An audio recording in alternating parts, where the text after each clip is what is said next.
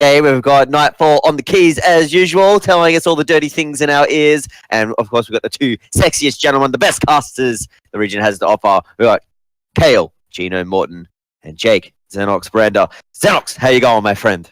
I'm going good, Bobby. But first thing I want to say is it's not the award show just yet. We are going to just do a quick little build up to it, So the award show itself will be at about 7:30. So for the next 20 minutes or so, we'll be just talking a little bit about the Open Division. Just tease you a little bit of a tease, and as we build up to the award show. But it's exciting, Bobby. It's exciting. We've got a lot of responses as well for the award show, by the way. We are pretty much almost about 200 responses, which was amazing.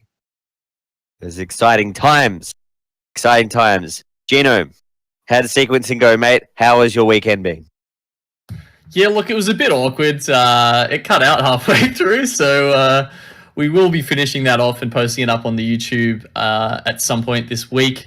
Poor Graphics, he went out and bought a webcam just so we could all look at his beautiful man bun and watch him like sensually stroke his beard as he talked to me. And then with like 5 hours left in the billing month, I reached my data cap. And I was trying to work out why the stream was failing, and that was it. So, sorry about that. But yeah, we will finish that off. Don't you worry. Sequencing 2.0 with graphics will return. Yeah. Will return. Anyway, we're going to talk about some ANZ Overwatch action. We're 4 rounds in, so that's 2 weeks because we play on Saturdays and Sundays. So I was confused originally, boys, because I thought it was like, oh, you could schedule on Saturday or Sunday. But it turns out you play 2 p.m. on both days, so it's a pretty intense schedule. That's 10 rounds, I think, all the teams play. Yeah.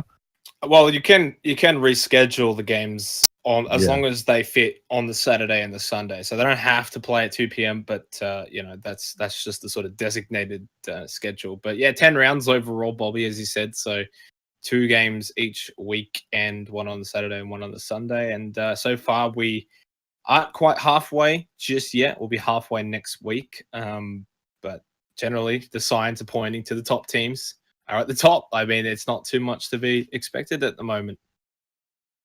Well, interestingly, I mean, obviously, the Swiss hasn't completely sorted everyone out yet, but there's only 4 teams that are on 4 win stills. There's only 4 undefeated teams so far. That's Masterminds, obviously, massively strong roster coming in after their recent Open Division win in Season 3. Kings, obviously, everyone would have expected that as well. Super strong team. Darksided up there as well. The other one, however, is Exalted. Now, if we go and have a look at their roster... Wuvo's team. Yeah, it's Wuvo's team, right? Yep. I'm just trying to bring it up. There it is. It's got their like Arabic symbols. So they've got Wuvo there. Dulce? I don't know how to say that name properly. Dulce or Dulce? It sounds like an Italian ice cream to me, like Dulce. Very fancy name, I think. Dulce. KS1, obviously, the fantastic main tank who was a mainstay of the Masterminds roster for quite some time. I'm seeing Dench in there. Wuvo's in there twice somehow. That's interesting. I wonder if he's like dual boxing while he's playing. Either way, and then they've got Claves as well. A couple other names I don't recognize as much as Longstar, Droidak, and Mr. Samulu. They haven't played anyone great yet, though. So to be 4-0 tied with Kings, Darksided, and Masterminds, it's fair to say that probably from next week onwards they'll start to play those other top 3 teams. And yeah, especially when you've got teams like Your Name here and Stunnermeal with Caramel Sunday. They're on 3 wins, right? So they've already dropped a map, but that was, of course, to some of the other really top teams in the scene. Yeah, I mean, definitely it goes without saying that Exalted haven't really been tested yet, but it's a good start nonetheless. At the end of the day, you can only beat the teams that put in front of you, and considering that to get into Contenders, it's top 12. They're definitely going to be putting a big opportunity there for them to get in by getting off to such a good start. As you mentioned, Your Name here, 3 wins, 1 loss. Stunnermeal with Caramel Sunday, 3 wins, 1 loss as well. But there are a couple of different teams. Obviously, we've got 39 teams overall that are participating at the moment, and that's always good to see. It's a massive outcome, yeah, right? It's always good to see, and it does not really highlight though any other sort of standout new sort of teams? I mean, one thing I was kind of hoping to see with this edition of the Open Division, with these brand new teams coming in and possibly brand new players that we haven't seen before, was going to be some brand new contenders sort of coming out and saying we're actually half decent and we can give it a good run. But well, I think we will see those. Oh, definitely. And there's a couple of names up the top which have sort of been catching my eye. Pantheon, I think they had a notable upset against Kanga, was it? And then you've got like Knock Predators, Witch Hunt. There's definitely a few options there. The Swiss will sort it out by the end. 10 rounds is plenty of time to see who really the best teams are. But you've got to remember, we've got 12 teams going into contenders. So no matter what you think of the teams below the current crop, which is, about 5 or 6 teams right there up at the top, these other ones are going to lift and they're going to get rewarded for it by being in contenders. Now, I don't have the facts on this, but apparently Pantheon Esports did take a map of Masterminds. Yes, that is true. So that was that like legitimate? That's legitimate. That's a pretty good sign for, some names I haven't really seen too much of. There's a couple of names there that are familiar for Pantheon Esports, but I mean, that's always a good sign if you can take a map off a big powerhouse team like Masterminds. But so far, a lot of the results, guys, have been 3-0. Do you think that's just a case of, the fact that we're so early into Swiss round, Bobby? Yeah, because look how many teams there are. Like Knockout, so the legendary Arceus plays for Nocturnal Owls, and they're 3 wins, 1 loss, and they said they versed people that that were not so difficult. So it's definitely a true fact. You can even look at your name here; they're not 4-0 because they versed Masterminds in the first round. Yeah. So it's just the way it like, especially the first round or two, you're getting thrown up against like some of the top teams are already versing each other. Yeah, I mean, I think, as you said, there's been a couple of those sort of big matchups that were happened in the first week. There wasn't any this week, but that was just completely random that, you see, pretty big matchups like that. Masterminds versus Your Name here on the very first day. Seeding, please. Please when. Look, at the end of the day, it is over 10 rounds, so it's not going to be a big deal. And that was still a best of 5 that went all the way. So that was obviously, it would have been a good series to watch. We don't need to worry about seeding. Like at this point, it's more of like when we've had finals on in the past year, when we didn't even have seeding. It's like, what's the point of playing like through a whole season and then not be seeded? It just defeats the purpose of coming first. Yeah, well, that's more important. That's definitely more important. The Swiss going into the bracket where they didn't see, they did see it eventually, but it was like a last-minute decision. That was terrible. That was really awful that almost went ahead. You've gotten into numerous arguments with different officials. Yeah, look, I've made my thoughts known about this. But even it's actually important at the start of Swiss because you've got 10 rounds. That's fine. You will get people sorted properly by the end. But it's always important to note that the better you seed it from the start, the better the games are going to be for other people. You'll have less people getting spawn camped. And that's something that really drives the newer players away, right? If you have to sit there against Darksided for like an hour, well, it wouldn't be an hour, would it? It'd more be like 30 minutes, as they literally sit in front of your spawn and snipe you as you come out. Like, you're not going to have fun, and you're not going to want to come back and play again. But if you've got the seeding done correctly, it means that you will find teams that are of your caliber quicker throughout the tournament, and you'll start having those matches where you're actually up against people you can compete properly against, and it's more fun. So it's more fun for the players, and it also means we get to those better games quicker. So even for us broadcasters, it's better, right? Because we're seeing the games we want to see, all the top teams playing against each other and not having to, fight through all the riffraff down the bottom first. It's good for both parties. Well, sorry. What do you guys think will be like some of those teams that we'll... Let's talk about all the teams that we expect to make it to the Overwatch Open, or contenders rather, because we're not doing trials. Who do we think is going to make the finals? Well, I keep saying finals. Who do we think is going to make contenders? And then what are the ones that we expect? Or what are some other sneaky suggestions that we think of the teams that are coming up that might surprise us? Could I just say, I heard something about that. I'm not sure we might actually be having trials for this first season. I did hear from one source that it's the top 4 teams from ANZ that will be going through, and then the next 8 will be playing. The next like 16 or something like that will be playing a Contenders trials season to see who makes up the other 8 spots. But I'm not entirely 100% sure about that. I will get confirmation. I mean, does that really change anything though, right? I mean, at the end of the day, the top 4, it's most likely going to be Masterminds, Dark-Sided Kings, and your name here, right? Yeah. And so if that is the case, as you said, Gino, that does happen. The only team that would sort of affect would be a team like, say, Stunnermill, who is hovering around that, that 5th spot right now in terms of the region. They'll have to play some extra games. They're still getting in. But that's the thing, right? They would just probably have to play a few extra games and they would get in. And so the shoe-in for like top 4, you're saying Masterminds, Dark-Sided Kings, your name here. Is you saying that's like everyone's prediction of like the 4 that will go in? Yeah, definitely. I think like the biggest thing is going to be, obviously the fact that it's 12 teams, right? And the region right now, the top of the top is about 5 teams, and even then it's really the top 4. Stunnermill are kind of there, and they can take a few maps here and there, but whether or not they can full-on beat these top 4 teams is up for debate. But it's going to be that next 7 that it could be probably up for anyone. You got the Pantheon Esports, Exalted, Kanga Esports as well, Knock Owls and Knock Predators, etc.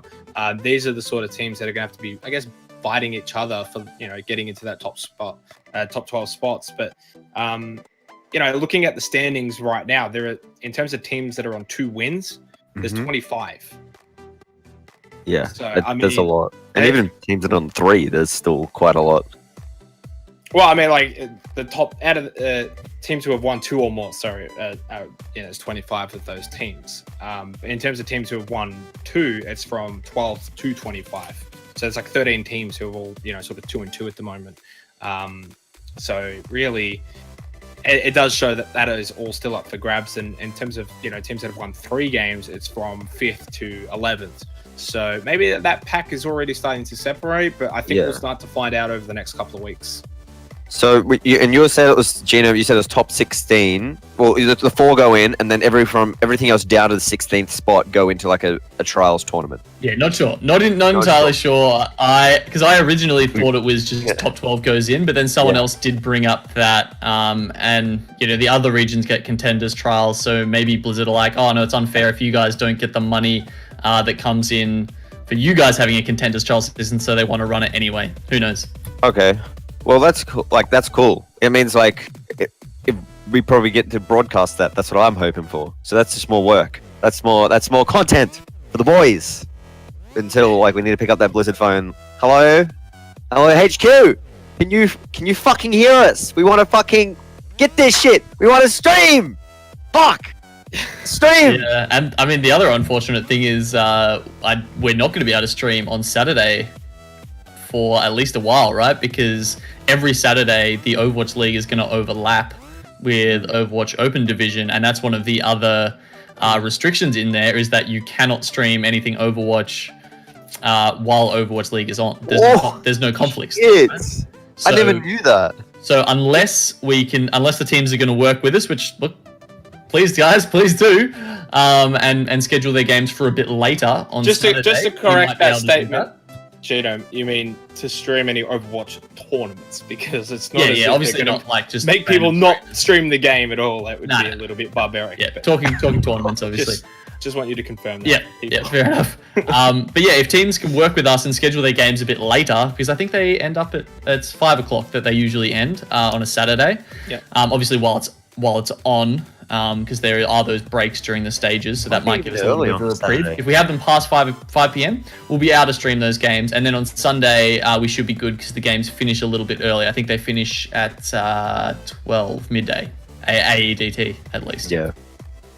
So I mean that's the plans. Obviously, when we do get permission to eventually stream the Open Division, which will happen. It will happen. We're not going to give up. We're not lying down and accepting this because Actually, Kavino might be right in chat. I think maybe this is what I heard, and I've just misremembered it slightly. Which is the top the top 8 go in, and then like the 8 to 16 do Contenders trials, and the top 4 of those make up the bottom of Contenders.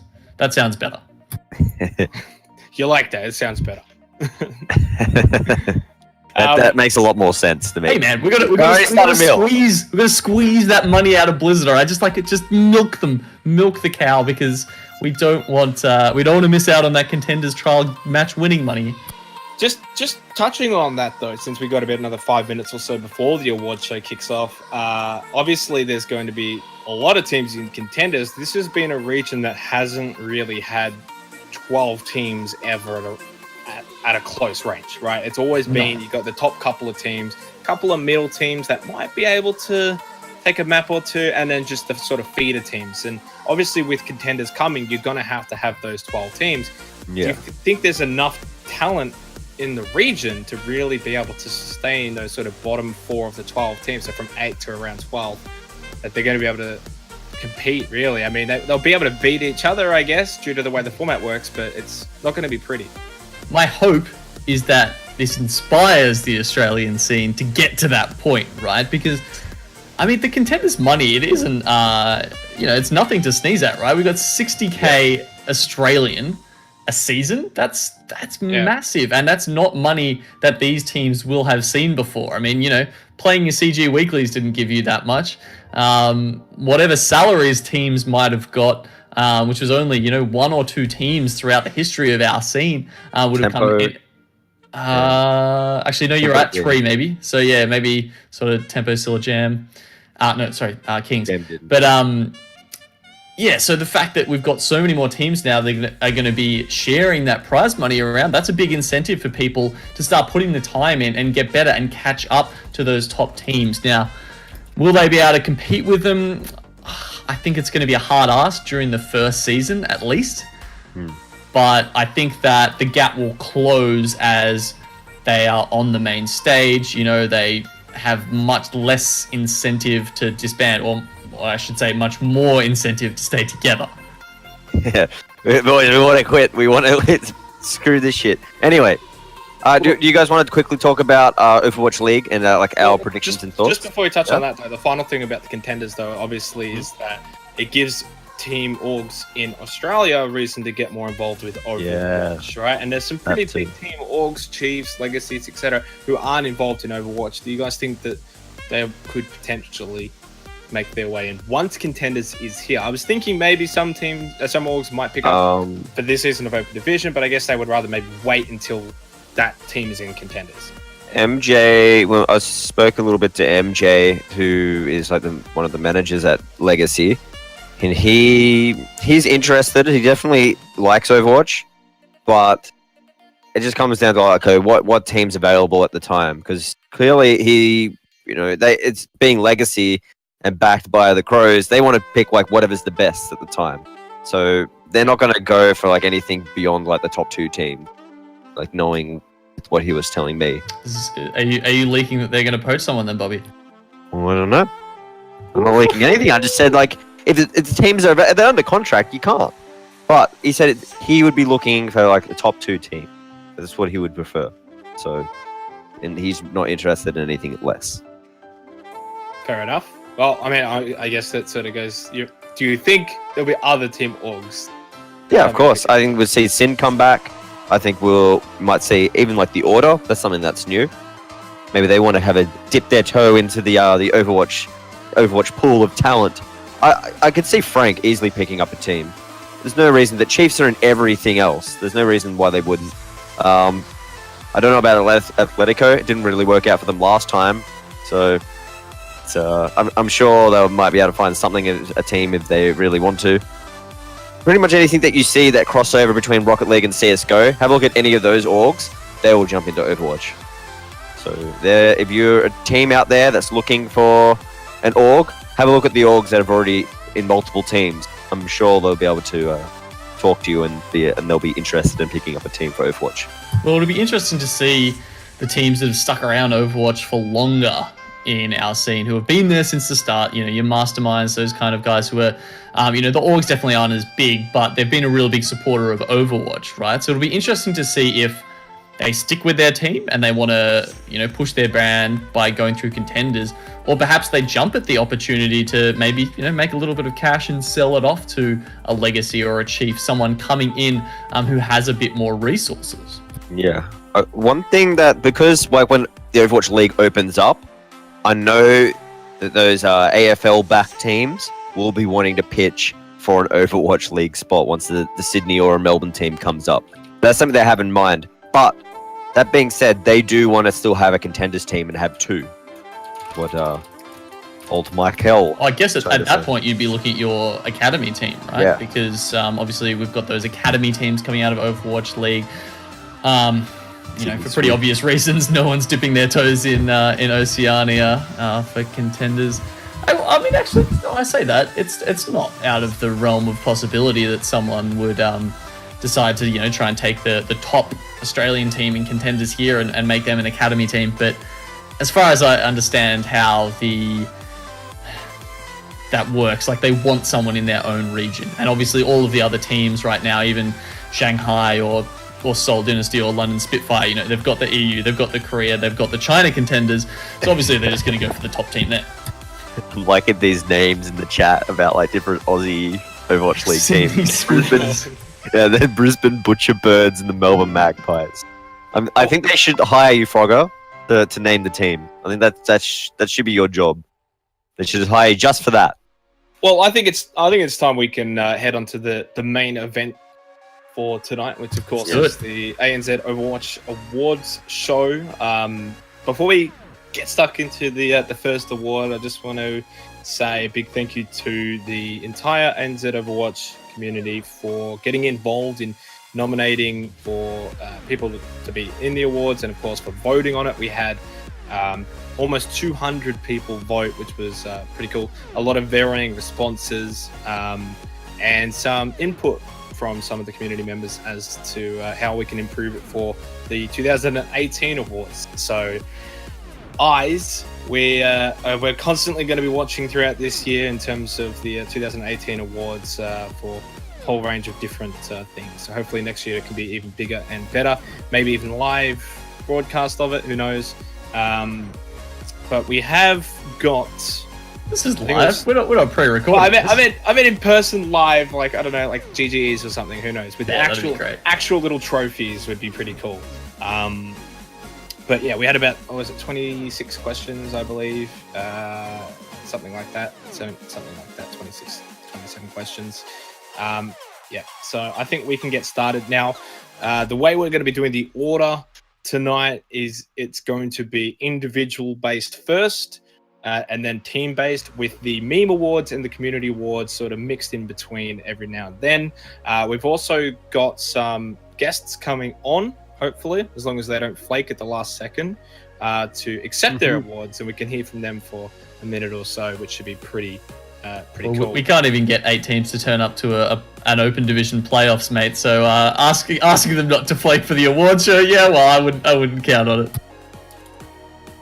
Come on, you're throwing people over the coals, mate. Now, we're going to do the first award, right? And the first award's a little bit of a screw up on my part.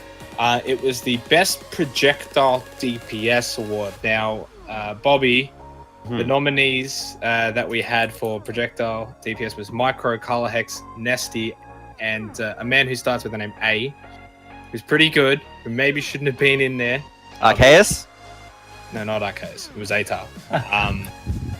The reason, look, Atar probably shouldn't have been put in. That was my bad. There was sort of this. There was a made a point to not really have the core blank members in, unless. But I know they played as Fusion Girls at the very beginning. But let's be real, everyone would have just voted for all of the members of blank. So Huwu was an exception because obviously he played for Yes Man, Masterminds, etc. Throughout the course of Australia. Kiki played just at the very end of 2017 and was in also the same category as Huwu. And Huss was technically allowed, but no one nominated Huss, so it feels bad for Huss. Yeah, I find that. I don't know strange. how that happened. Like- Maybe people got confused. But yeah, ATA probably shouldn't have been allowed, but it does provide an interesting context, Genome, in terms of the guy who came second. He got a lot of votes. Yeah, the guy, okay, ATA won. If that's not obvious, ATA won the award for best projectile DPS, 41% overall. Now, the guy who came second, we've actually got him coming in now. You wanna tell us who came second, Bobby? Because this is probably the only award where coming second's kind of like winning the award. Okay, this is my imaginary drum roll here, ladies and gentlemen. The man who is we're just gonna give it to him. We're gonna give it to him. Because he won the Taiwan one. He won the Pacific Award, ATAR. Let's say the man, the myth, the legend. He's full of color. He's full of life. It's Color Hex. Congratulations, mate. You win projectile DPS. How do you feel, son? How do you feel? A little bit surprised. Surprised. Yeah, I mean, like, ATAR was on the list, right? Didn't quite win at Color Hex. There's a slight technicality. You did come second. But one thing I wanted to bring up was that on stream, as I was saying, was a bit of a mistake. ATA probably shouldn't have been allowed. We didn't really play an ANZ during 2017. But you did have ATA had 75 votes. You had 45 votes as the next second best. How does that feel though? That 45 people voted for you over ATA? Yeah, I don't know, it's a bit weird. I was looking at the list and I saw ATA's name and I'm like, oh, here we go. Well, there goes my chances. But no, it feels good. It really does, being recognised. Honestly. Is there anything that you, I guess, want to say thank you to your teammates or anything like that, and thank you to ATA for not playing in Australia? Absolutely, because he definitely deserves it over me. Don't you know? But yeah, no, thanks to specifically Cantus. If I'm honest, he kind of been like a semi-coach, I guess, for me since he's joined Mastermind Splitter. So I don't know. I've been improving quite a bit recently. You came from Default? Default, yeah. Let's just say Default was my first team. That was like the first ever time I started really playing. And actually, Dalsu was in that team. So yeah. I remember casting you guys. I remember one time, like you made it. We were doing when those CG weeklies were just like popping off each week. One time you made it all the way through to like the finals. Remember you did that big chaotic group stage one? Yeah, I remember. It took too long, but you like made it all the way into like, the finals, yeah? That was insane. I've had some insane runs. I remember playing with Kings and for the qualifiers. That was like the first time I got to see a lot of you, because most of the time I see something is like when they're on the broadcast and I get to cast them or whatever. That's the first time I got to see a lot of you, and I'm like, oh, like shit, this dude's really good, and you know it's proven. Like 2017 was a good year for you, mate. Yes. And even though you won the best projectile DPS class, you know, it's not like that's all you've got in your kit, right? One of the best widows in the scene. So I think it's definitely a really well-deserved award. Now we do have a highlight here from Color Hex, one of his best plays throughout the year that we managed to capture. We've got a couple of these, some sprinkles throughout the night. So let's have a look at that. Reinhardt out with that Deadeye. Then they managed to freeze Nellery, and they almost booped him off the edge, but he just didn't move, and then got a game-changing Earth Shatter down with it. And here we go. There's that great Graviton Reflect and Dragon Blade from Color Hex. Well, not much else to really say about that. An amazing ult from Color Hex with the Deflect, and then the Dragon Blade follow-up. He played an amazing game on King's Row. An epic game, some may say. Thank you, Color Hex. So enjoy that, mate. So shout out to ATAR wherever he may be. Probably, I imagine he's like Luke Skywalker and he's off on an island somewhere, and he's people are gonna wait for his return to the competitive play. He's just like milking strange aliens for his sustenance. Yeah, dude. What else do you drink when you're over in Taipei? I don't know. So that's what gives him his special powers. You played the A type. Oh, Oh, God damn it! well, God damn it, Nightfall. for 2018 awards, we'll get the worst production award going to Nightfall. All right, now we've play it now. seen the winner award. Let's go into Color Hex, the runners up award. Here's his amazing play of 2017. Teams swap places, attack and defense, but once again, it's Micro just dominating the field. Wow. 5 kills. Give him the last 6. one. 6. That's a team what? That's an ace, ladies and gentlemen. That's not a team kill. That's a Micro team kill. He's wiped out the entire stunner meal by himself. Wow. Okay, that was the wrong one. Just ignore that. We'll get around to it. We gotta move forward. All right. Who is doing the next one? All right, Bobby, bring us to the next one. The next award. Well, I thought I just announced the last one, so I thought it was gonna be one of you. Genome. Go, Genome. Take it All right, away. so we're going straight into best hit scan DPS of the year. I'll just go bring up the nominees for that. Best hit scan. Okay, so we had 4. We had Turmo, Signed, Yuki, and Tails. All obviously fantastic players throughout the year. Turmo and Yuki, obviously stars of King's Gaming. Tails later got onto Masterminds and showed us some amazing McCree play. That's how he jumped onto the scene. Signed was a fantastic. He was pretty versatile. He's got the Widow. He's got the Tracer, the Soldier, the McCree. He's done it all, really. The winner, overwhelmingly, was, of course, the Yukestar. I mean, Easy. is that a surprise? Probably not. Probably not any huge surprise there. I think he's probably off, being the amazing player that he is. We don't have him here Now, tonight. I did try and get Yuki in. Unfortunately, he's screaming, and there is a couple of players / teams who are screaming, etc., that can't quite come on to accept it.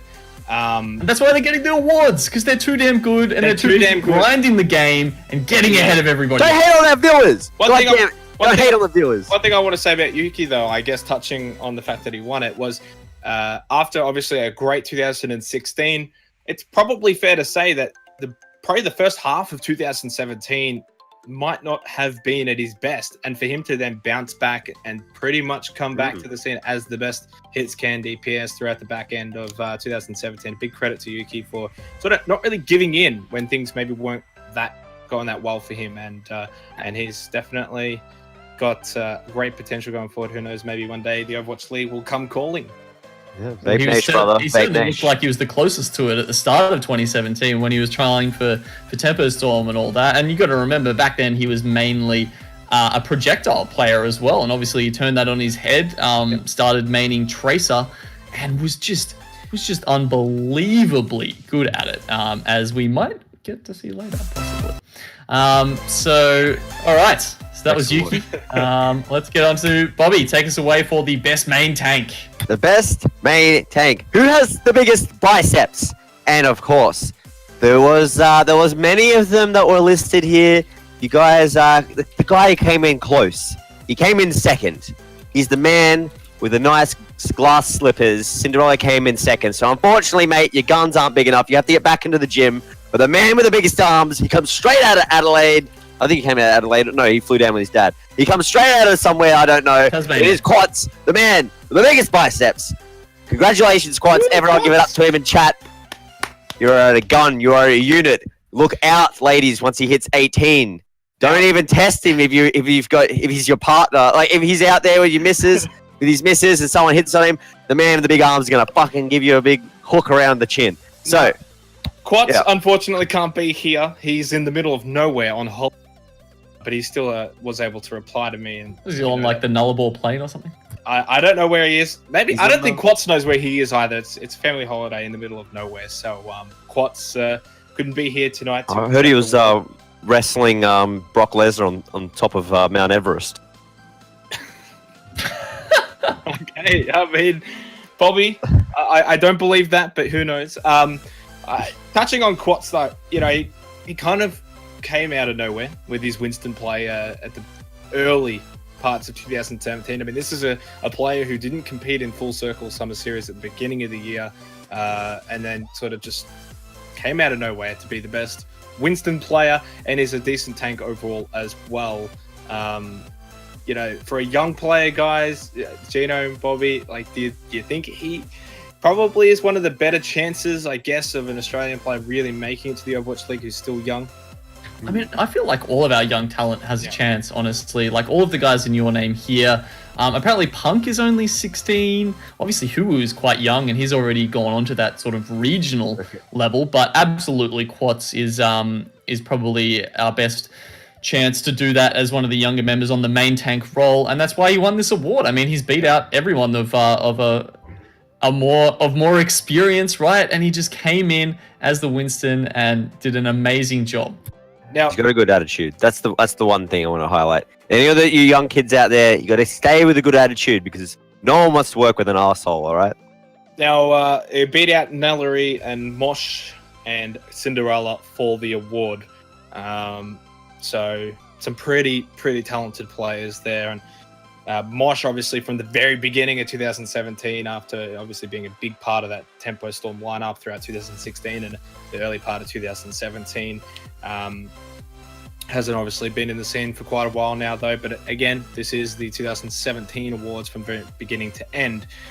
Moving on to the next award, though, it is going to take a slight shift to a community award. It's the most helpful community member, and we do actually have this this particular person in our waiting room right now. We're going to pull him in and give him a big hello, and it is going to be the one and only Cinderella taking out the most helpful community member. Cindy, are you there? Hello. Yeah. Now, We're going to say hello. Hello. So happy to get this. so happy. It's like, no, I didn't win the best main tank. I won the most helpful community member. Feels bad, man. But Cindy, you know, you got voted the most helpful community member. Now, this was a very, very close win for you. Second place was very close behind you, but you did win majority of votes. How do you feel? Do you feel you're actually helpful or not? I think I'm maybe a little bit helpful. I don't know. I think I don't know. Like, the whole ANZ council members, I think, are all helpful members of the community. Like, Liam does a lot. Spinner does a hell of a lot. So does Brett and Mason. Like, all of those guys really do all the things in the community. It's really nice to have them help me out in the Discord and stuff like that. So yeah. Yeah, they're all great guys. And of course, it was, I think Cindy was the one who really took the initiative after the old server died, and I'm not even going to put up a candle for it. Thank God it did. It was a cesspool.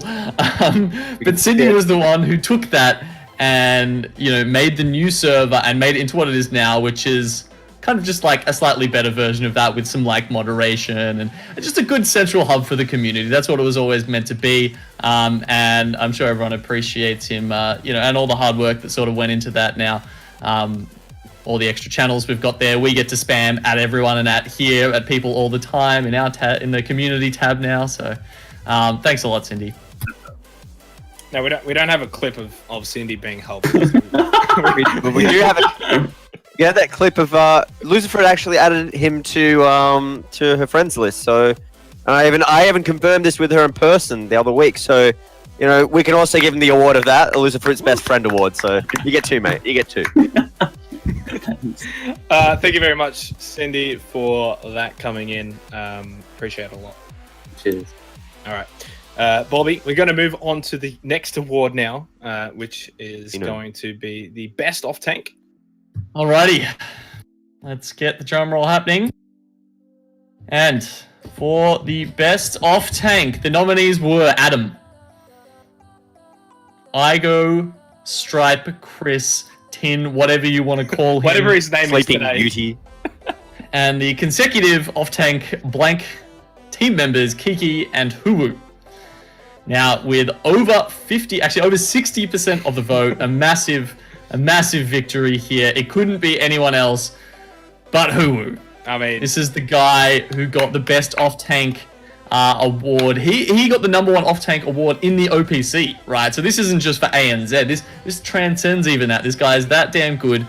They gave it to him there. Of course, he's best known for Zarya, Every time he gets to pull that out, you can just see the glee on his face as he destroys other people. At the World Cup, he was charging his Zarya faster than world-renowned Zaryas, and then of course, for the larger part of 2017, he's also has played a lot of Diva as well, and he is a monster on that, whether it's the defensive Diva with the Matrix or the new Assassin Diva. He is always doing work, an incredible player. Yep, and unfortunately, he's also scrimming because he's just that talented. He always is looking to improve. But I guess a little bit of a shout out maybe to second place, which did go to Adam with 19% of the votes in second place. To win that over a player like Kiki and even Igo, who had a pretty strong 2017. That Love Shack team with Igo back in full circle was a pretty deadly team. So I think for Adam, who's still so young, continuing to improve, it's a good to come second behind Huwu. There's nothing wrong with that. Yeah. All Bobby, right, time to move forward. Its next award is the best flex support in ANZ. Who can flex it best for their team? Who has the most flexibility when it comes to support? And we had our 4 nominees, Tung, Cantus, Cora, and Molotov. Cantus, he came in second, which might have been a surprise to people because I would have put down... Actually, no, I didn't put down Cantus. Sorry, mate. I just gave you the vote there. But the man, I think he is pretty well deserved of this. He licked up the votes at 48.9%. It is Tung. Congratulations, Tung. But I think he's also in a scrim. So damn, these Kings members. I mean, a lot of them have been control. Kings, haven't they? And I think Tung, he played for MA Larkers as well in Full Circle Summer Series, so he's been around for a very long time, but really it was the back end of 2017 where he started to become more known. Yeah. It was really that pickup on Kings, known as the Zenyatta duelist, the guy who is going to take you down. If you're a Genji, you're a Tracer, and you're trying to get around the back line, Tung was your biggest enemy. He was the one who always had a couple of orbs just saved up with your name on them, and he'd be sending them straight to your face as you tried to snipe him. Yep. He's a good guy. Good guy, Tung. Loves throwing his balls around, doesn't he, Tung? He's also a great Ana player too, by the way. But next award, moving on, it's the Best Player Streamer Award. And now this is a person we all love to hate, but love at the same time. We're going to drag him in. And a big congratulations for Best Player Streamer, Adam. Welcome, Adam. You won. Hello. Thank you. Hello. You trying to do your best Cindy impression, mate? He's a shy dude. How's it feel to win in front of basically everyone in Brisbane because you live up in the penthouse? How's it feel? Looking down at everyone, it feels quite amazing. Now, what's on your plate for 2018? You gonna build like even more layers on top of your penthouse? Are you gonna go up further in the sky? Yeah, there's some KFC on it, so KFC? yeah, I have some on right now. You have some KFC with you right now? Yeah. Oh, mate. Oh, I'm definitely hungry. So are you going to continue the streaming success in 2018, mate? Do we expect more emotes coming out from you? You just took the Bob emote. What else is on the horizon? There's gonna be an AFA soon. A what? Pog champion. You're just a little bit laggy for me, mate. Oh no. You're a little bit laggy. Some rats are chewing your wires, mate. An Adam PogChamp mode, is that what you said? Yeah. Oh. Well, we're going to get some Adam Pog champs. And if you don't already follow Adam on Twitch, make sure you do. Adam from Oz. Go follow his Twitch. He's climbing up the ranks of Twitch. Follow, You get even more subscribe, get him those extra remotes.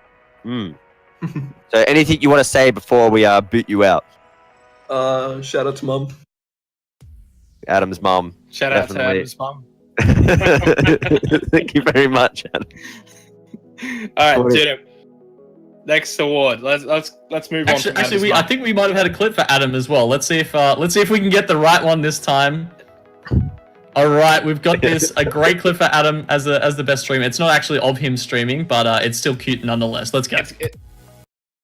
The graphics just before the game started about how, what the mood is like in the camp, and he said, everything's going well, we're all, spending a lot of time together, we're all staying in one place except for Adam, who, after each day of play, has gone back to a hotel room with his parents and done his homework. So not only is Adam keeping it real in game, but he's also going home and taking care of business outside of the game as well. So who says you can't balance both? Who says you can't take care of the books and also be a badass in the game? I think that's really great, because it's all about keeping it in perspective, right? What more can help you really remember what life is all about, and the fact that you've... Thank you very much for that glorious vision of Adam. People are asking whether he was Asian or not. You got your answer. There you go. So we're moving on to the next award. Look what in Twitch chat they were asking, is Adam Asian? And then there you go. You got your answer. It was just Stunner. Well, there you go, Stunner. You keep your boy in a leash, Xenox. God, he's out of control. He's just jealous. He enabled me to say something stupid. All right, on to the next one. Gino, take it through. So the next one is the best main support of the scene. Now, I think this is the most closely contested out of any award the entire night, okay? Like, I'm looking, there's a little pie chart we've got, like, showing all the different guys, right? And, like, if I was looking at this with, like, slightly blurred eyes, I wouldn't be able to tell who won. It is that close. We've got 4 people up for nomination here. We've got Graphics, Dalsu, Face, and Frogger. All of them got over 22% vote. Okay? That's how close it was between these 4. And the winner just edging out was, of course, Face from Kings Gaming. Woo! Congratulations. The Kings just keep rolling on and they're just sweeping the awards right now. It's been a pretty successful night for them, isn't it? Obviously, Face, he's the brains, the shot caller behind the team. Definitely one of the better mechanical main supports in the scene. Unfortunately, he didn't manage to get a LAN victory this year, but they did manage to take out quite a few seasons of Open Division. Loving it, everyone in chat is going, bad luck, Frogger, try again next year. Bad luck, Frogger. Well, he's learned Mercy now. Maybe he'll have a chance next year. I'll tell you what, though, just like on that, because, you got some great support players there, Dalsu, Frogger, Graphics as well. For Frogger, he, was always been known as the Lucio one trick, and that Lucio one trick maybe hasn't always been so viable in this high competitive setting, but he's really worked hard to get to the top end of the scene, being able to now play other things other than Frogger, other than Lucio. And he's turned into a very good main support. So, that just goes to show. And as you said, everyone was over 22% and Face won with 28%. That's how close it was. So some great talent there. But Bobby, we're going to be moving on to the next award. We have clips for a bunch of these, don't we? Do we have clips for Face? Yeah, we should have clips for both of these. Okay, we got a clip for the winner at least. We already played the other one, so you should have it. Okay. We got clips. Okay, so this is the award for best individual play. We had 5 nominees up here. We had Yuki's 1v3 on Horizon Lunar Colony versus Your Name Here in the Open Division in Season 2. We had Nellary's clutch save on Ruins. I don't know where that was from, though. And Micro 6K, that was from the recent Overwatch Open Season 3. And then we also had Mason's back-cap, and then Jordan in the Bunny Blaster. So, coming in at second, this was pretty close. By 3 votes was the difference between these two. It was Micro 6K at 50. That's the clip that you guys saw earlier. But who won best individual play was the Yukester. Yuki getting his second award for the night in the 1v3. Give him a big round of applause, ladies and gentlemen. At 53 votes, edging it in. And we'll show you that clip right now. Until will go down, quickly resurrected. Smash goes down to the self-destruct. They're going blow for blow. It's so close to being capped, Racket. It is extremely close to being capped, and this is really going down to the wire. But Atletico, it is a 2v2 at the moment on top of the point. Shogo is out of mech, and Kings, they're being forced off this. Anime fan, he's picked up 2 kills. Make that 3. He saves the day. Take a bow, the Yukester, but there's still Smash. And until they find him, they gotta stay alive. Kings Gaming Club need to do this with Turmo and Quartz. They're the last 2. They're rallying on. Thank you very much. And Yuki, there's 2 awards for you, but we must move on, Xenox. Yeah, we must move on. We must move on. And the next award is the Most Improved Player Award. We had Nello, Quartz, Color Hex, and USMC. And really, if you think back to the very beginning of 2017 Full Circle Summer Series, did any of these players actually play? I think Nellary might have, but as someone pointed out when they did the nomination, he used to be a bot. Now he's actually pretty decent. And so, whilst he didn't win the award, the person who did win the award for Most Improved Player, player I like very much. Congratulations, USMC, for winning Most Improved Player. We've got him in voice as well. US, how are you? I'm good, thanks. Congratulations on winning Most Improved, and that people think you've improved. Do you think you've improved? I think I'm improved, but I didn't think I was gonna win, honestly. I even voted for Nello. You didn't even vote for yourself. No, I voted for Nello. What a humble man. Well, it was quite close, though. Well, I guess we could say who came second was Color Hex, who came in second place. Obviously, he won the best projectile DPS, though, USMC. Now, I don't believe you're actually on a team at the moment. I'm forming a team right now you're with forming a team. Swoko as core member and Project helping me out as coach. Yeah, okay. Is that the Come On Bra lineup? Yeah. You got Lim and Raki helping me out as well, like support stuff. Wait, so do you get that slot in the Overwatch Open? Are you playing in the? Yeah, we're playing. Okay, We're cool. That's pretty good. That's good. It's a pretty big brains trust on that team. Mm-hmm. Yeah, a lot of talented players as well, except Swoko. But anyway, most improved player. I guess what are your plans or your thoughts for 2018? You've come a long way. Do you think you've hit your peak? Do you think there's more to learn and improve on? Definitely a lot more. Hoping to make this a career, but that's a bit far. We'll see how it goes. Any final thank yous that you want to give a shout outs to anyone? Just a big shout out to everyone on Scylla who's been on Scylla and was on Scylla recently. They've all been pretty good to play with. Helped me a lot, especially Switch and Project. Yeah, definitely. What about Doctor? I never had any contact with Doctor. Oh. What about Wuvo? Wuvo's a good mate. There you go, Wuvo. Known him since the Watchpoint server. I thought Bobby was just naming everyone from the scene. One by one. No, I was gonna go I was start way back on Scylla who used to be on it. I was gonna go through the list. Either way, thank you again for coming in, US, and having a chat with us. Congratulations again, and best of luck in 2018. Thank you. All right, on to the next award, Cal Gino Morton, if you want to take us through it. It's a little bit upsetting. Alrighty. Yes, it's a little bit upsetting. It will be upsetting for somebody in the chat, or maybe not. Small spoiler there. Okay, so biggest upset. The options were, we had Will Weed defeating Atletico at the CG LAN. That was, of course, a massive one. Atletico just coming off the back of an ESL LAN win. Nobody were expecting those upstarts to get in there. We have Plot 1 finishing last at ESL LAN. Of course, at the same point, they were very highly hyped going into ESL. And then, of course, team cohesion problems. It all crumbled at the last moment. And it was a bad performance from them there at the Sydney studio. Masterminds not playing in playoffs in the bi-monthly Brawl was also a bit of a disaster. And then lastly, just the most recent one actually, is Kings getting knocked out early in the Season 3 Open Division playoffs after barely dropping a series for months and months.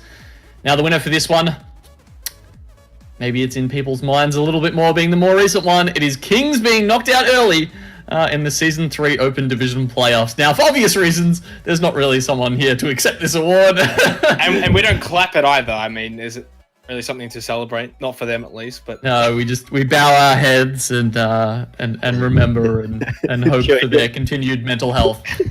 Sure, it goes Kings win again. Now, just touching on this award, because I personally would have thought maybe Will Weed defeating Atletico, but as you said, Gino, maybe more recently in the minds, it's sort of a big thing. I guess that Kings did get knocked out early in the Season 3 Open Divisions, and the real question is maybe they did they maybe try as hard as they could have, considering there was nothing on the line. Who knows? But I think they absolutely did. It was something that no one expected. You've got to remember they didn't have Yuki at that point. Yeah. Obviously, that was a big factor in it.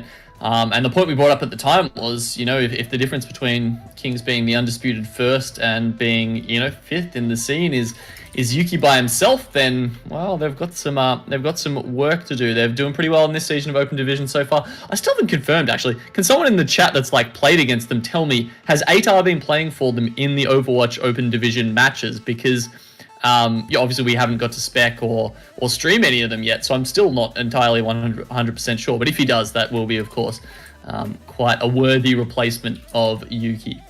All right, time to move forward to the next award is most cringeworthy fail, and I was in the running for this, so thank you very much. But I would also like to say, the biggest upset.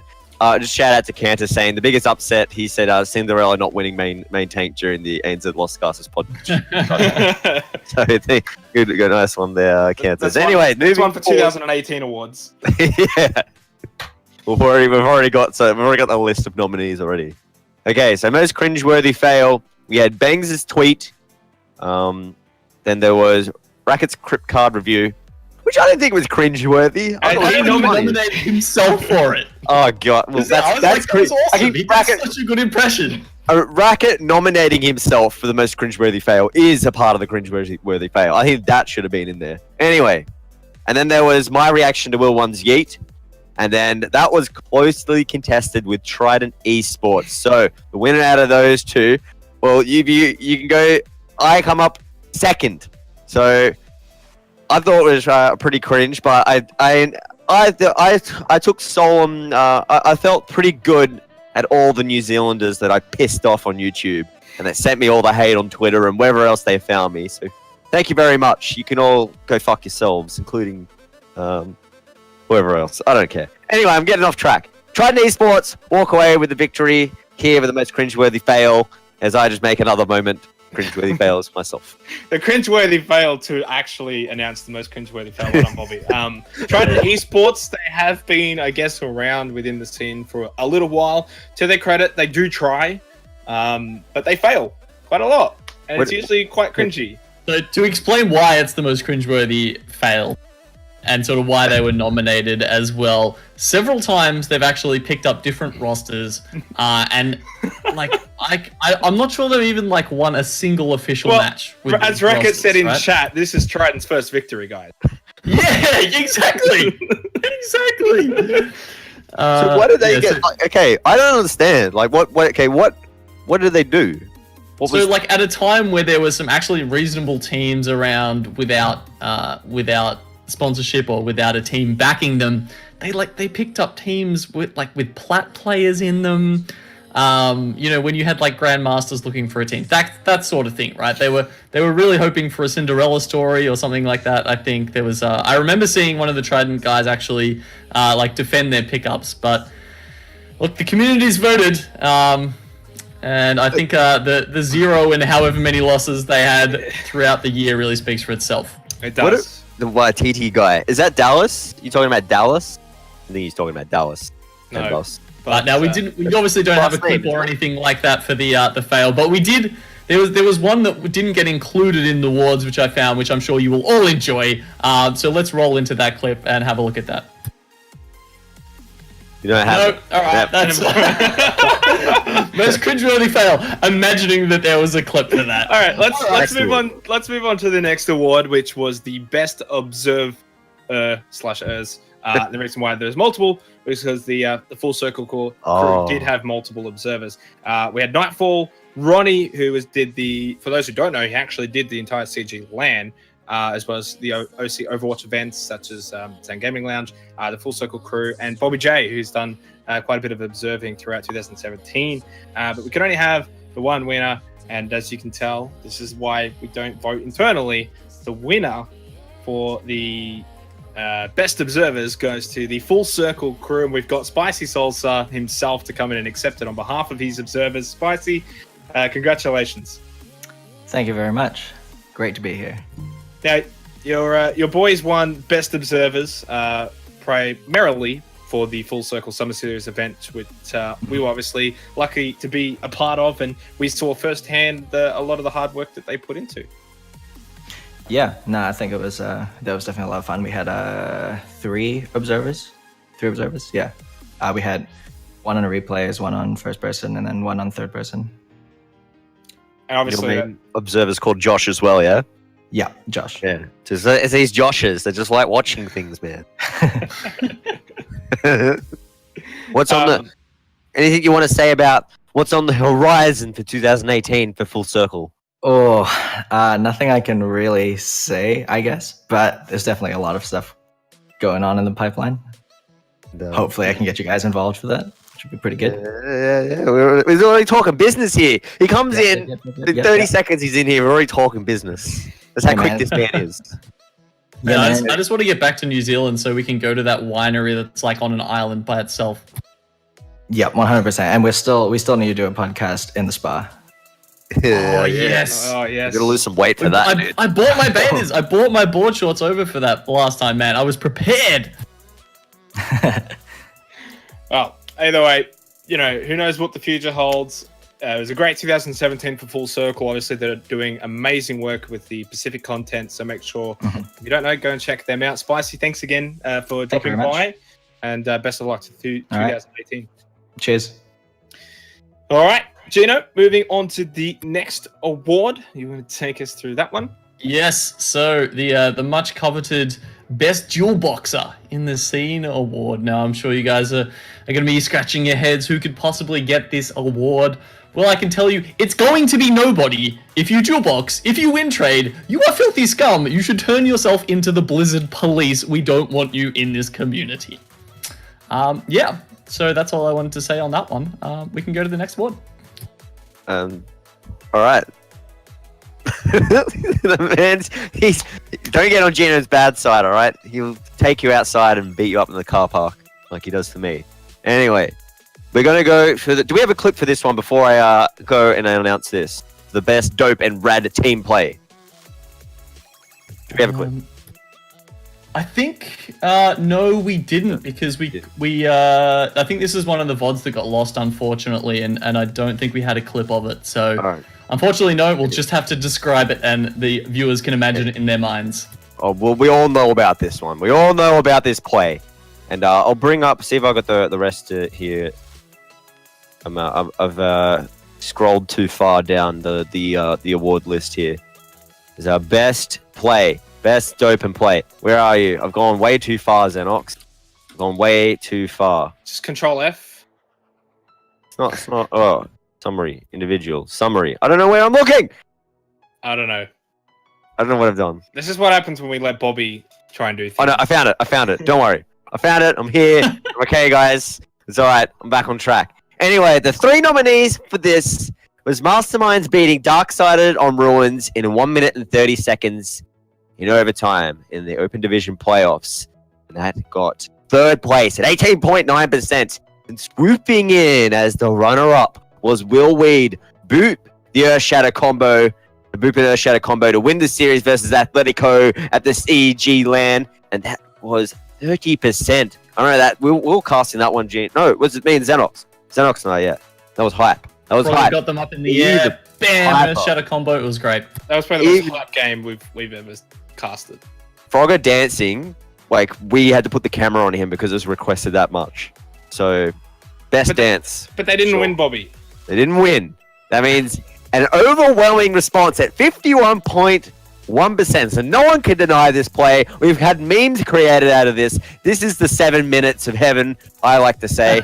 Kings full holding your name here on Lunar Colony for 7 minutes on the first point to win the match. That's what they had. They had to hold the first point to win because they didn't get past it themselves. And they did it. 7 minutes. That was absolutely crazy.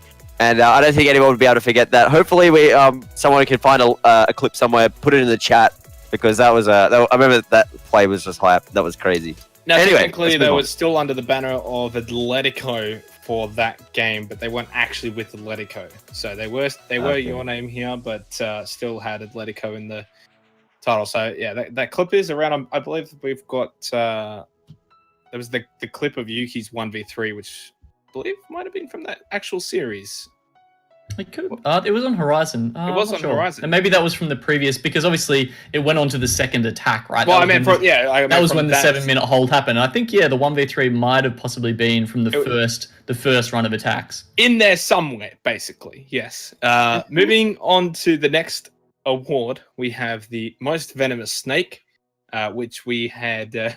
Now we had 3 nominees for this one, by the way. Molotov was a bit of a meme because he killed Scylla Esports. So rip Scylla, thanks to Molly. That's why he was the most venomous snake. He didn't come close to winning, by the way. Dead last with about 6%. It was between Cantus and Nectar, and with a 54% winning margin, the winner of the most venomous snake goes to Cantus. I mean, he literally everyone who nominated put Cantus down. So I'm sorry, Cantus. I don't know what to say. I feel horrible. But he won the most venomous snake. You guys want to add anything to this? Slither your way in. RQT is probably feeling pretty happy right now in Gumbo that they didn't get their names put on there because you remember. Oh, that was more 2016. I'm sorry, they won venomous snake back then. Well, remember the whole venomous snake meme? Cantus was the most venomous snake, but they were the most slippery snakes because obviously they avoided detection, not getting a nomination themselves. But look, it's a grand tradition in OCE. Like teams will shuffle, people will break apart other teams and scavenge them for parts. So you need someone who's good at it. Otherwise, you're never going to get your top teams, frankly. Yeah, well, some people are businessmen, some people are not. I don't know. Anyway, move forward. We're going to move forward. We have the Gentleman's Club Award. We have the Gentleman's Club Award, as I need to scroll up and find that one again. There we go. The most polite team. So it's basically best and fairest or whatever. So the team that has the best manners. And we had 5 teams up for nomination. Masterminds, Dark-Sided, Kings, Scylla, your name here. And Masterminds came swooping at 9.4%. Then we move forward over to Kings Gaming Club. They had 17.2, then 18.9 for your name here, 19.4% for Dark-Sided, and with an overwhelming response is Scylla Esports at 35%. We have the man with the most manners in the scene, the most humble man of all. We have him in the voice. Let's drag him in. Project Nicholas O'Brien. Evening, What's going on, baby? You get a reward, mate. So far. I'm just saying evening. Hope everyone had a great day, a great New Year's as well. Yeah, just so stoked to be here. So stoked. What a gentleman. Yeah. What do you want to say on behalf of yourself and your team accepting this award? Dress well. As a team, I think if you're attending scrims, a suit is a bare minimum. And of course, you should be accompanied by a lady friend to the scrims. Yep. It's only polite. And, so if we can get this tradition going, I'd really appreciate it because I noticed a lot of the teams have been looking a little ragged lately. Maybe they can get some tips of how to iron their clothes by you. Oh well, if they want to tune in, I'm more than happy to teach, Bobby. Do we get another ironing stream? Potentially, yeah. I loved the idea of calling it Iron Man. Yeah, I'm waiting for it. I've been waiting for it. Iron Man 2, the sequel. I want it. What was the sequel going to be called? What was the sequel to Iron Man called? Just Iron Man 2? I'm pretty sure they were pretty original with that name. It was well thought out. Well, now you're in your coaching role, mate. You get to take the manners and teach it to some players now. And we'll see you soon on the casting booth as well, my friend. All right. See you, Bobby and co. I hope everyone has a great night. Thank you very much, Projectors. We get ready for the next award now, Zenel. Yeah, we do. We get to the award that I thought would be actually a little bit closer. It's the Best Dab Award. Now, obviously in reference to Frogger and Will, and that's they were the only 2 on the sheet. Surprised Adam wasn't up there. He's got a dab emote. It was a split of 60% and 40%. And I thought it would be more roughly around 52 to 48 or something. But the winner for the best dab for 2017 goes to Will. Whoa! And Congratulations, Will. We're not dabbing on stream. Are we dabbing? No, we're not. Boom! Oh god. Can't take this guy anywhere. We can't. He's got pink hair and he's dabbing everywhere. Expected it really, like. But yeah, I honestly thought Frogger would win, but Sorry, Frogger. You're still not winning anything. Oh, dude. Fucking poor Frogger, dude. Like, best. We should have had part. like the best hat award. Maybe his pink hat would have won. I don't know. I know you like his pink hat, Bobby. So, Dude, I got pink hair. He's got a pink hat. We're fucking soulmates, dude. but we'll move on to the next award, Genome, and it's possibly my favorite award. All right, so the next award is the Most Annoying Kid Award. Now, obviously, Overwatch, we've got a lot of them in our scene, really. And unfortunately, a lot of them are really, really good players, which means we just have to deal with them constantly. We can't just be like, no, get out your trash. But These guys are pretty good. But I'll continue after you. Okay. I'll get on to what. So there were 4 nominees. We had Adam, Igo, Signed, and Stunner. How old's Stunner? Is Stunner a kid? Stunner's pretty young. I didn't realize that. Okay. Now, overwhelmingly, the most annoying was voted, and I'm sure you all know why. It was Igo. Yes. And you said we don't get rid of him. He's not coming back to Australia. He's staying in Vietnam, so we did get rid of him. So he's in Paris. He's not coming back to AU. He's staying in Vietnam now. He's gone. He's gone, boys. So let's celebrate. Everyone, it was a group effort to kick him out. It was a group effort to remove him from our land. And we can all thank each other for that. Don't do this again. We can all hold hands. The 2018 person, who knows? We might remove you as well. We'll find you. We'll come for you. And I did try and get him in voice, by the way, but he's no. For the love of God, no. I did try, but luckily he's with his parents and he can't. So, and it kind of sums up why he's the most annoying kid award, because he's still just a kid, really. But yeah, no surprises there.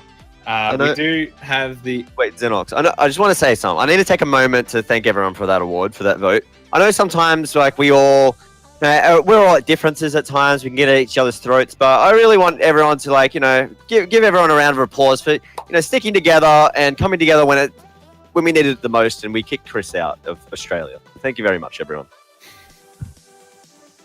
I guess we could thank his parents for taking him. No, they're the ones who sat him up here with the money to go to school here. So we can't. Why do you think they sent him away? Right, he's in chat. He's in chat. All right, Bobby, take us into the next award. The next award, the most successful troll award. So we had a couple of people here. Do we have the man and voice? We do have him. Do you want to? He's tagged under Lost Caster security, so he's already trolling. So we have 4 members that were nominated. At the number 4th spot, we had Nellery. Nellery came in number 4. 3rd was Money. So I thought he could be up there a little bit further, but once again, the King of Snakes, he comes in at 2nd. So Cantus was there, but had an overwhelming response at 47.8%. The man, the myth, the legend. He is the king of the Lost Caster security, the troll of the year. It is Unta. What's going on, brother? Woo! Real shit. Yeah. Like, this is possibly the worst award anyone could win. And well, you won got it, the most annoying kid. Yeah, there is that, but I'm not 12 years old, so. Well, you could troll and pretend you're 12. I could, but I feel like he's trying to do that already. He's just really his name right here. I just got yelled at by the children for having the wrong name. You got yelled at by the... Well, they do that, man. We pay them in bubblegum. Have you seen that movie? What was that one by... The Hostel. Do you know how they pay kids in bubblegum to beat up people? Nah, you've already lost me, I'm afraid, Bobby. Well, we are called the I've linked something in chat. If you want to see one of the examples of Unta being a great troll, check out the link in chat. What is this? Yeah, you have the floor now, Unta. What do you want to say to everyone out there? You know I didn't make this, right? I didn't make this picture, Gino. Was it? I saw you link it somewhere. I know, it didn't even ring a bell. I wrote that shit in ANZ. Oh, okay. I didn't even make this. You said the stuff that the meme got made about. He's in the picture, sure. okay? Okay, cool. I'll pay it. Before we let you go, until 2018, are you going to be upping your troll level? No, for real. This is just like, I don't know. Like, I play the game for fun, and that's also very fun. Just like talking random shit in games and stuff, because there's heaps of downtime. Like, people take all their Twitters and stuff really seriously. But like, I feel like this isn't a big deal. It's just playing a game. we're not, or most, if not all, of the people in the community aren't going to become like professionals out of it. Like I'm pursuing like an actual fucking, like I'm studying and shit. So I feel like all the online stuff is a bit of a gag, at least for me. This sounds like a Some troll. people take it seriously, right? But to me, individually, it's a gag. So I just don't care. And So it's more you're up this far, but taking it as just for fun. I mean, I literally Right. shitposted my way onto Atletico, right? Like, I played PUBG with Ben late at night, and just like, I drove a motorbike into the blue and killed myself as the last alive, and that's why Ben picked me up on the team. Like, if that doesn't sum up being And now, garbage. now that you're on the team, you don't have to play PUBG with him anymore. Yeah, actually, true. Though I still do for some awful reason. But like, I don't know. I don't think I really got onto a team because of like some incredible merit and being very good at the game. I just shitposted my way on, and now I have fun playing. I think that's a lesson everyone could learn. To be honest, For real. to get Okay. on the team. Don't even worry about being good. That's the way it should be. No, I know I suck, so it works well. We'll soon see, mate. We'll soon see when we see you in Contenders. Yeah. Huge. Get them dollars. All right. Ciao, Sounds like boys. See ya. Bye. Go. Shoot. All right. Wouldn't it be the biggest troll if he actually made it into like the Overwatch League one day? He just said like, "Oh, this is not actually my career. I'm just doing this." This is not my career, but I'm going to go to the Overwatch League. Moving on to the next award, we have got the best tweet smackdown. Now we're going to be able to. Are we going to get this tweet on the whole screen? I want the entire screen, Nightfall, of just this tweet. By the way, he said to give him a moment, so we'll go through. We had Mason, we had Graphics versus Full Metal, which I did not know existed, and when I read it was hilarious. We had Polter versus Visored tweet when Visored were trying to poach Mastermind's players, and he responded. I was told it was a joke, and then like Yeah, Polter no, thought it was apparently real. it was all a lie. Someone So, made like he a doesn't really Vizard account that wasn't even actually from Vizard. So Either they should way, get best troll. it's still a Yeah, nice yeah. tweet smackdown, real or not. I got told like I'll pay. I got told it was like I'll pay Hulu to boost you for $5, and then Polter thought it was real, and then went like, "Oh, you can't push my page for $5." Firstly, Hulu wouldn't do it for.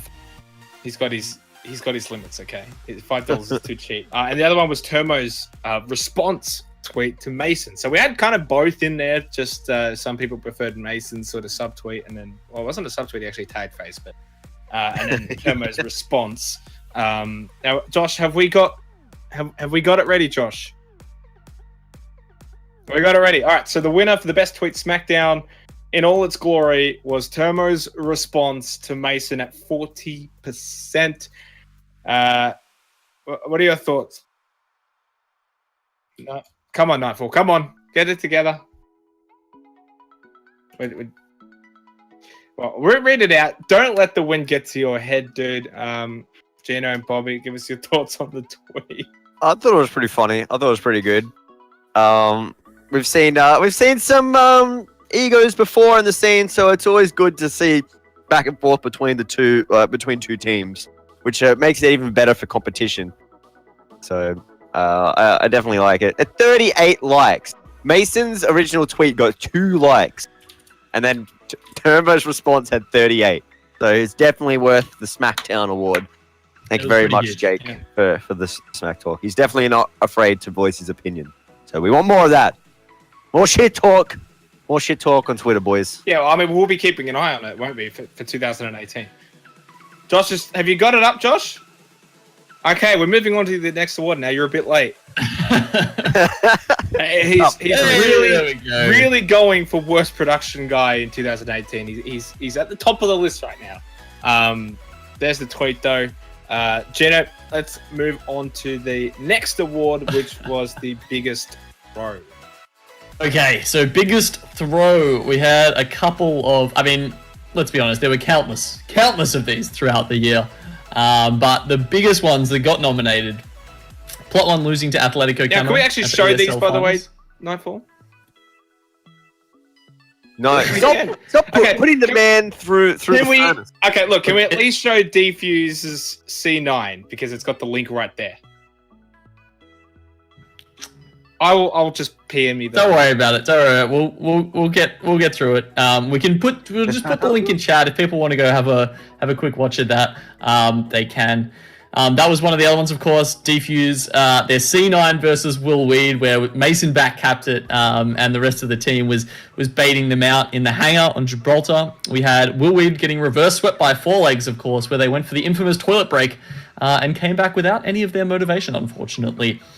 But the winner of the biggest throw of 2017 for ANZ Overwatch, they've already won one award for it tonight, and unfortunately, they're getting another. It's going to be Your Name Here getting full held on Horizon for 7 minutes by Kings.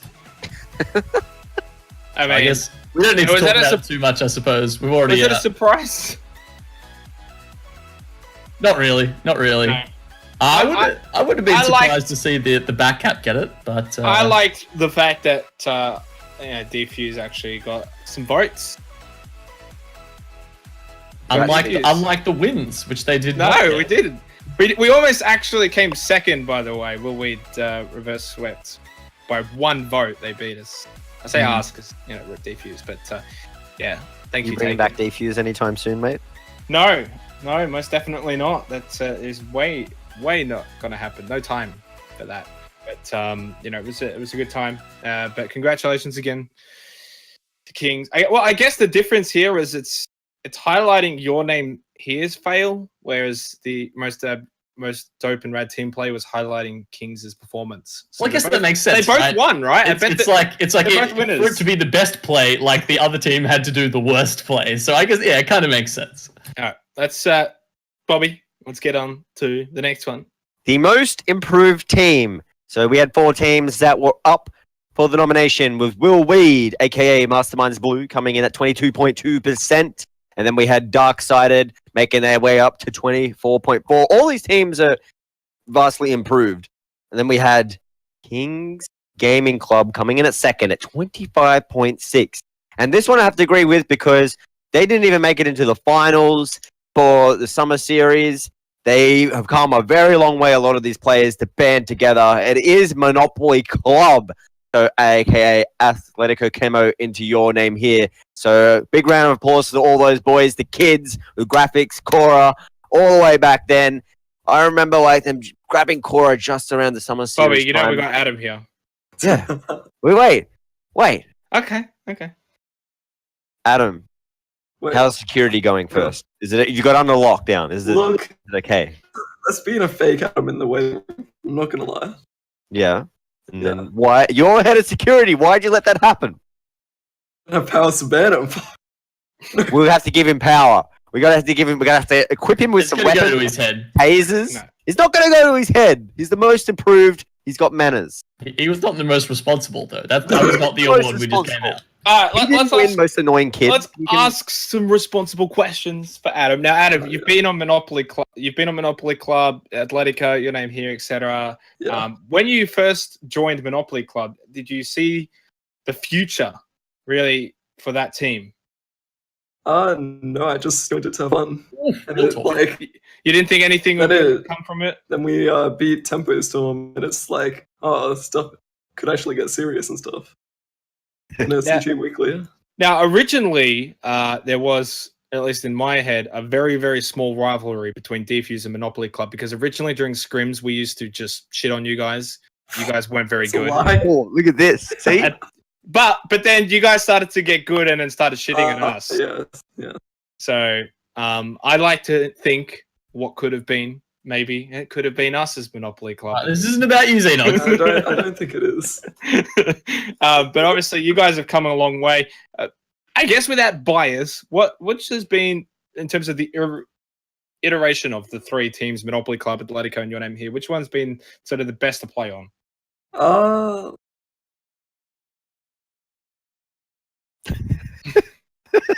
So stopped. Monopoly Club was the best, because that was like old school times. The best. Too serious now. Yeah. Too It's serious. not like 3 tank meta as well. That was the best. What? Because you had who were the tanks? You, Gob, Me, signed. Gob signed. Yeah, Because you got the to play boys Zaya. rolled together. I got to play Diva. Oh, you still playing Diva back then? Wow. Yeah. The original Diva bot. Who was just stealing your swag, mate? All right. Any last words? Any last words, mate? Let's go, Tomo.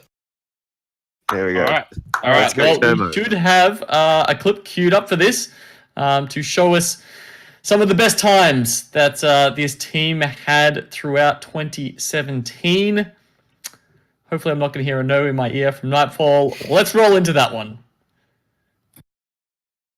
He's on there on the Diva. Here's their last chance. He's got a Matrix, that nano boosted whole hog, but Sign gets 2 with it. It's going to be Atletico Camo. They are going to be your champions for the ESL AU and NZ Championship in the 5th game of the 2nd series. Ladies and gentlemen, we have that argument, is esports really sport? To be honest, I don't care because it does not get any better than that. That's some lovely commentating, Jedam. Thank you. I was a very hyped moment. I'd been casting for 9 hours in a row that day, and I was sort of happy to see the end of it, but sort of not, because it was such an amazing day. And of course, it was an amazing day for Monopoly Club. Atletico Camo at that point in their transition through the teams. So well done to them, and I hope to see them improve even more next year. But next, we're going on to Tournament of the Year. Whose turn is it? I've forgotten. Bobby's. It's Xenox's. Mine. No, it's mine. Is it mine? No, I mean, what? I don't know. We'll go. I'll do it. I don't care. Tournament of the Year. We had the 3 biggest tournaments. Now we included the LAN finals for Cybergamer and ESL, and of course the Full Circle Summer Series. Now, Cybergamer LAN finals didn't get a lot of love, but Full Circle and ESL both with the majority of the votes. But we could only have one winner. That went to the ESL LAN finals, most likely because me and Bobby weren't there. So, yeah, we had the options too. We just like, I'm not paying flights. The GM's like, I'll pay flights. He had his IEM fucking gambling money. He's like, easy. Well, I lost money at IEM, dude. What was it? OPC. You gambled and you won money. Yeah, I did pretty well on OPC. Okay, so he had all that gambling money. No, the reason I didn't go was I was moving house. And then Xenox was like, you have to pay the man a lot of money if you want his appearances, all right? You got to pay for those looks. Like dedicated like beard groomers. Mm-hmm. I've seen this guy in the makeup room. The wax for his hair, you have to get it out from like the bottom of a volcano. They like scrape it out of like igneous rocks. But ESL LAN finals. Talk about that, Genome. You were there. Yeah, look, it was an amazing event. Obviously, it was the production was fantastic. I think all the teams that were there really enjoyed it, and just for me, the best part of it was the ending. The fact that we got the double best of 5 series. It was just so epic. We got, I think it was 10 maps in the end. One of them was a draw, but I think we did actually get 10 maps in 2 BO5s, which of course was just made it super, super hype. And, it was great meeting all the guys up there as well. So, yeah, fantastic. And I think we've got a little clip to celebrate that as well.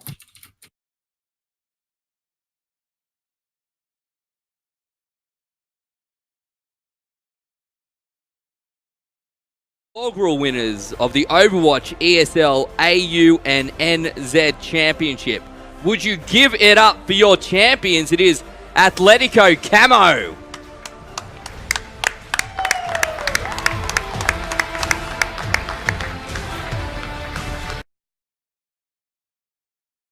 Thank you very much. There's like, you can see signed there. All the glory goes to him. All the glory. And then you can see Cora. He also took the cup as well. That beautiful, luscious, long hair. And that brings me a nice segue over to you, Racket. I wish I had someone to do my hair. Well, you don't need anyone to do your hair, mate. Anyway, let's move forward to the next award. Xenox is, well, I think Xenox put a lot of this together. So I'm going to do this one, and then Xenox can have the last 2 awards. He can have the final. He put so much effort into this. So we need to give a big thank you to Xenox putting up a lot of this list. And so did Jim. I put the least amount in. So best team organization.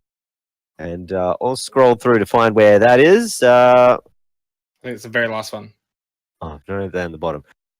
Here we go. Best team organization. We had a lot of them up here that people nominated. We had Atletico, Masterminds GC. We had Silla Esports, Jam Gaming.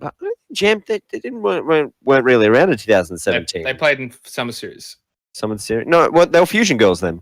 No, Jam Gaming. Oh, as the okay, yeah. You casted their big epic game against Silla. Oh yeah.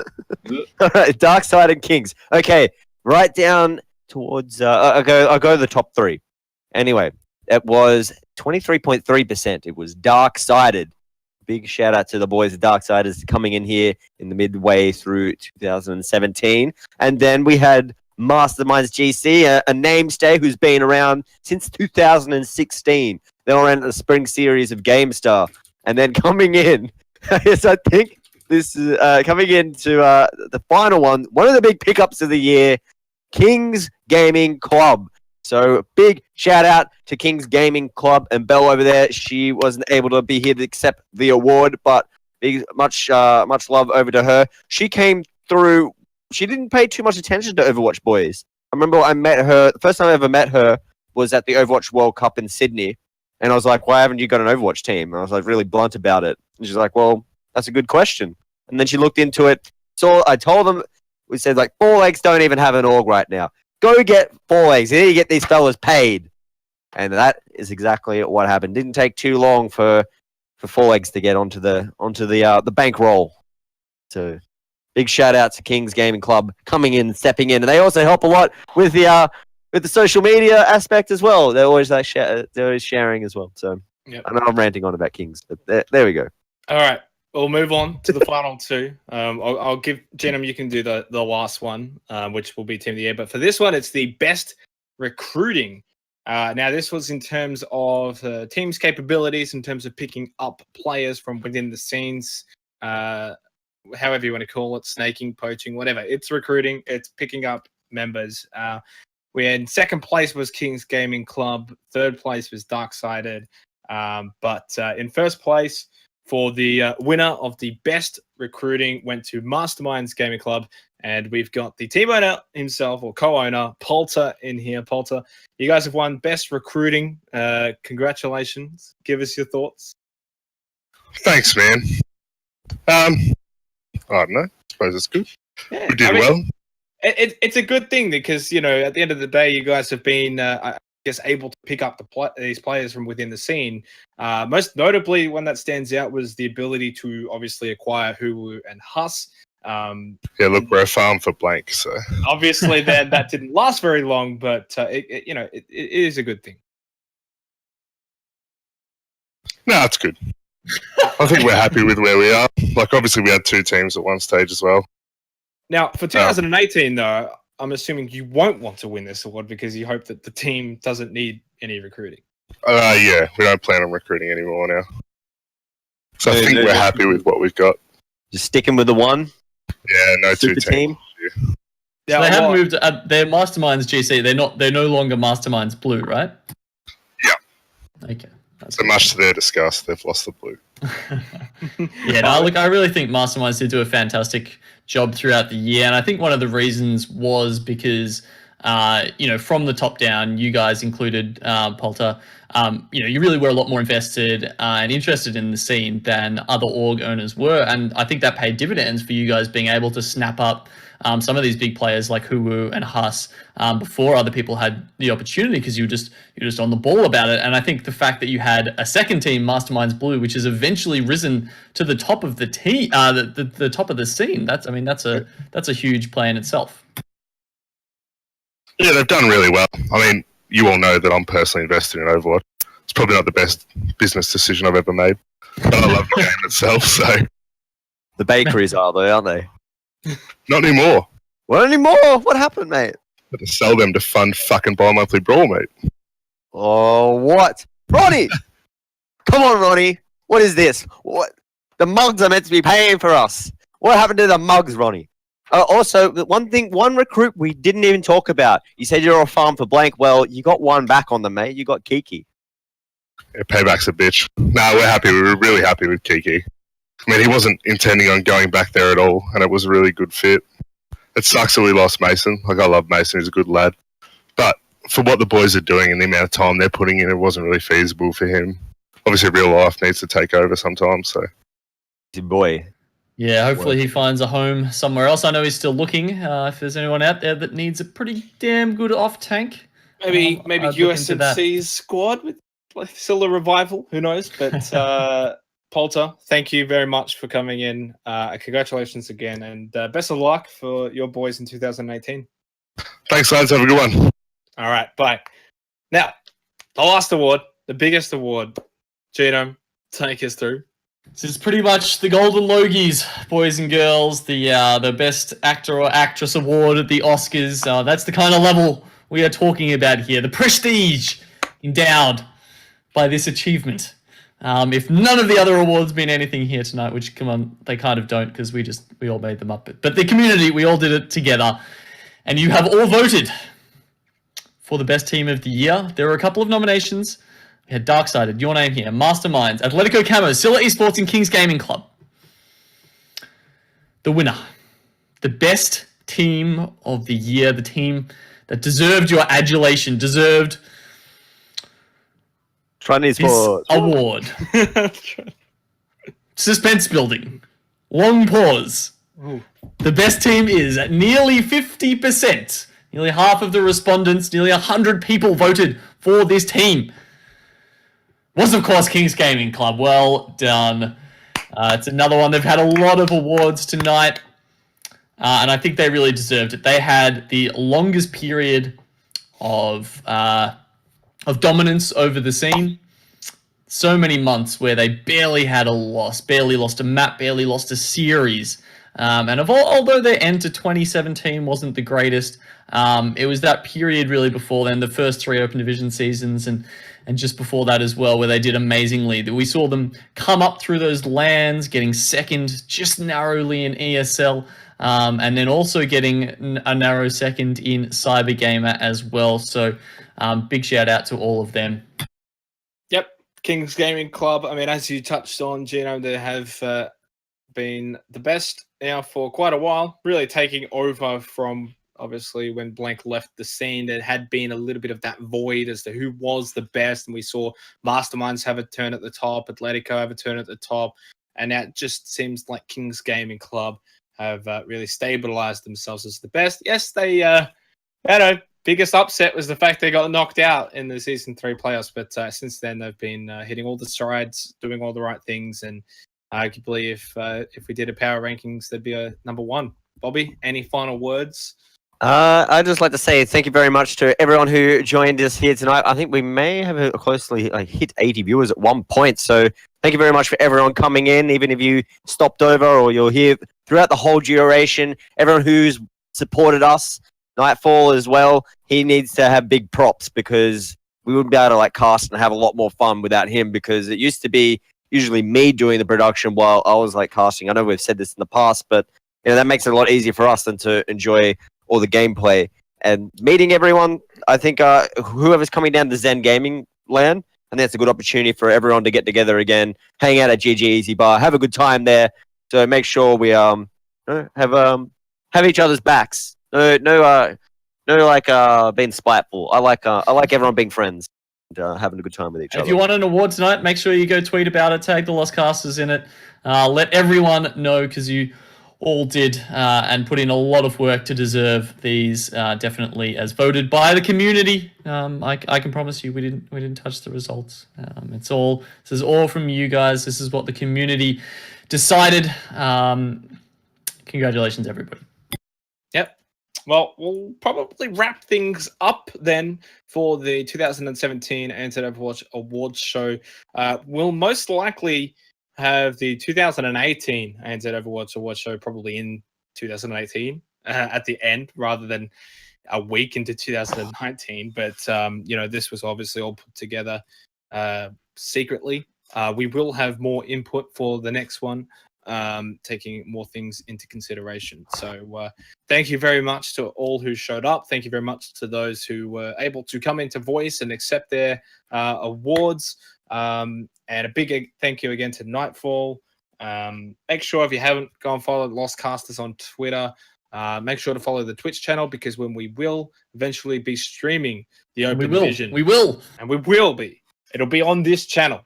So you will want to follow it and keep up to date with all of the things that we'll continue to be doing, putting out more content. Also, our YouTube channel will have this, and all of our content will be on our YouTube channel as well. So if We you should want be to go back- chucking up the Bobby J Weekly that we had just yesterday up there soon. And as soon as we finish off that sequencing episode with graphics, that'll be up there as well. And we'll be continuing to do stuff every single week. Yep. I think that's it. That's probably it. So as always, guys, thank you. And make sure you get 2 kills with your Dragonblade.